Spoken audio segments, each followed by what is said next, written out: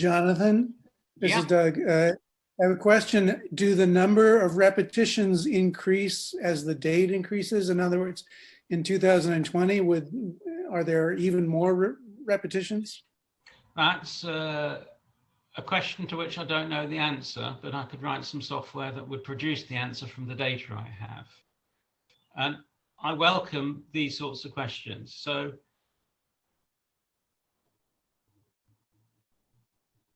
yeah, I'm interested in good questions. What are the good questions to ask? And could you repeat that question, Doug, with changes if you want?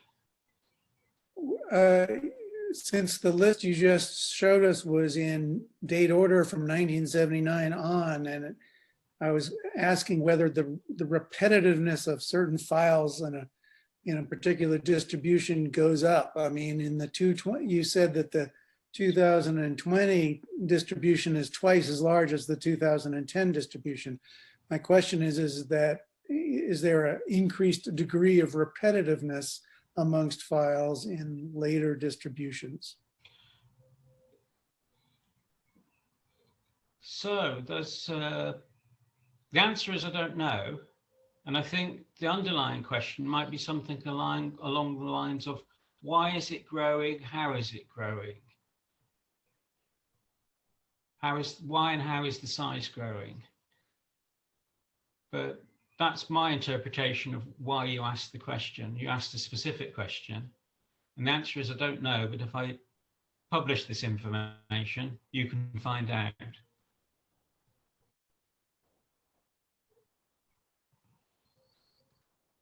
Are you happy with that, Doug?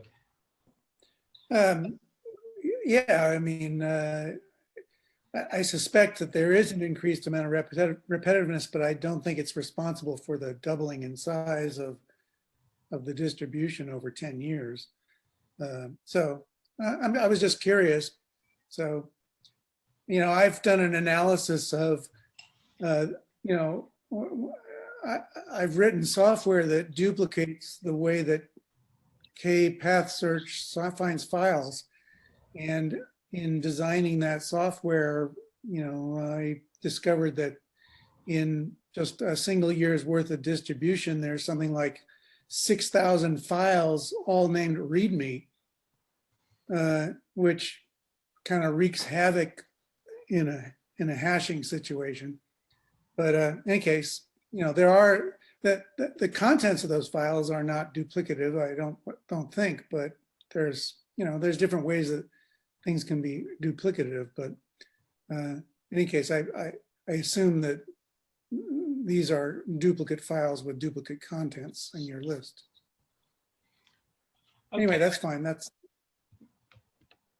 Let me do something else, which is head stats.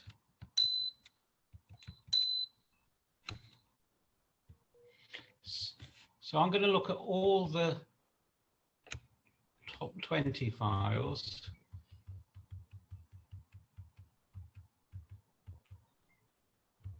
Sorry, that's probably too small to read. Let me,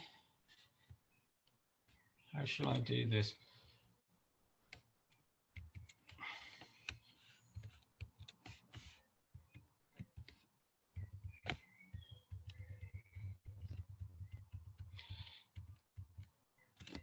Art, is that readable? It's readable to me. Okay, so those are the, actually, let's make it just, so those are the TechLive top files. Let's look at the ProTech top files. And we're seeing CM Super in both, aren't we?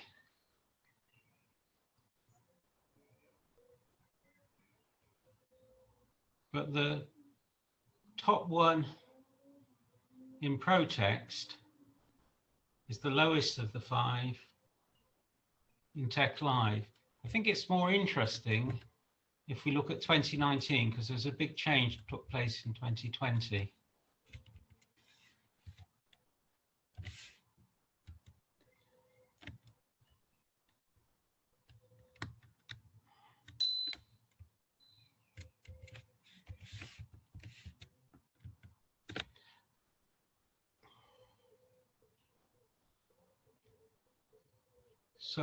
So there we see there's a sort of synchronization going on between ProText and TeX-Live. Well, the context documentation is different, but we've got the Noto fonts in there. And, oh no, it's hard to understand what's happening here, isn't it? We've got CM Super in both, and we've got Noto in both. But in one case, we've got CB Greek, in the other case, we've got CB fonts. And in one case, we've got context, and in the other case, we've got Noto CJK-SC, which is Chinese, Japanese, Korean fonts for Noto. And that's enormous in ProText. So in ProText, we've got some enormous things, which then get the chop in 2020. So what's happening is I've gone into a strange place and I'm noticing things, but I'm not noticing a pattern, and I'm trying to find the right questions. I think I'm going to stop screen sharing and move over to conversation, and we can resume. Come on. How do I stop screen sharing? Stop share, here we go. Okay, so, sorry, this is a little bit disorganized. The motivation for this was in part UEC's talk last week, where he produced a 100 megabyte subset of TeX-Live that serves our use as well. I'm interested in making TeX-Live easier to install, easier to update, and that sort of thing. And to do that, you've got to understand it a bit, you've got to know it. So one of the things that won't change very much over time will be the fonts. We don't expect fonts to change from 1 year. We expect to get new fonts every year, but we don't expect the fonts themselves to change. And in fact, TeX depends on the metrics of the font not changing. That's pretty much something it depends upon. So based on the sort of information we can get in the way that I've described it, we can say, well, look, here are all these fonts. Why not put all the fonts into one place for every TeX distribution to use? So that if new fonts come in, you add them to your font store. And if you're not using fonts, you can remove them from your font store. But that goes completely independently, completely separately from the rest of your TeX distribution. And that would allow us to move the fonts from TeX-Live into something else, into an annex, if you like. Now, I should mention that MacTeX is, roughly speaking, a wrapper around TeX-Live, so it doesn't store its own font information in the way that ProText and MikTeX do. And as a result, MacTeX always stays about 0.5 gigabyte in size because it piggybacks on TeX-Live. So in a sense, my goal is to cut the thing down to size. Now, you remember the enormous French guide to writing TeX macros? That's documentation. It's got nothing to do with any binaries except the Adobe Reader. So it should be the same for all distributions. Much of the standard documentation files can similarly be moved over to one place. And if you organize that well, then any tech distribution can use that one place. They don't have to all carry a copy of the documents with them. And so they can concentrate on the things that are important, such as macros and executables.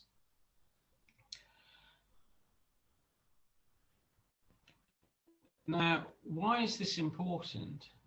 Well, it takes forever to install TechLive. Or if not forever, it takes a long time. It's something people don't like to do. It is a big obstacle for using tech in the cloud. It's a big obstacle for using tech in continuous integration. And it's an obstacle for saying, here's the stuff I use to create this document, besides my source files. I have my source files and all the other stuff. And if the other stuff is 50 or 100 megabytes and can be easily specified, you can be a lot more comfortable about saying, right, I've archived this because I've archived my stuff and I know where I can get the other stuff and I know I can get it exactly the same. Arthur. I just wanted to let you know, Jonathan, that Kelly Johnson has her hand up. And if it's okay with you, perhaps we can figure out how to let people insert their comments into this conversation. What do you think? I think it's time for people to get a rest from hearing me talk. Well,